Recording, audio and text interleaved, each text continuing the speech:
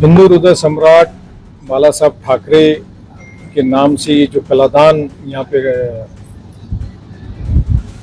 खड़ा किया गया है, इसके लिए मैं विशेषतः प्रताप सर नायक का धन्यवाद देता हूँ, उनको बधाई देता हूँ। और विशेषतः बधाई इसलिए देता हूँ कि महानगर पालिका में जो राजनीतिक पार्टी जो सत्ता में थी, बीजेपी, उन्होंने ये कलादान होना नहीं चाहिए, इसके लिए सब कुछ प्रयास उन्होंने किया। शिव सैनिकों ने अपनी भूमिका वहां पूरी ताकत से रखी, कांग्रेस ने हमेशा इस भूमिका साथ दी। आज ये कलादान बन के तैयार हुआ है।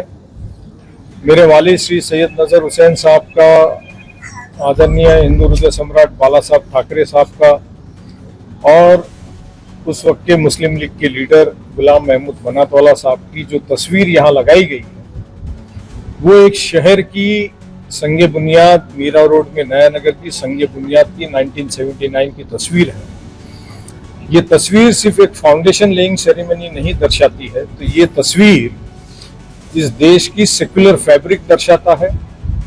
आदरणीय बाला साहब ठाकरे की विचारधारा बताता है कि वो दिल से और अपने विचारों से वो एक सेक्युलर थे।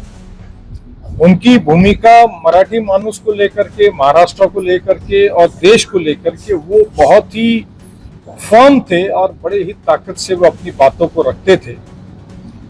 और उनके साथ में काम करने वाले कई लोगों के नाम मैं आपको गिना सकता हूँ, पॉलिटिकल और नॉन पॉलिटिकल। इस कलादान में भी आपने देखा होगा कि दिलीप कुमार साहब का और बाल ठाकरे साहब की दोस्ती छुपी हुई नहीं है। हर कोई जानते थे कि किस तरह से वो कला के प्रेमी थे, क्रिकेट के प्रेमी थे, लिटरेचर के प्रेमी थे।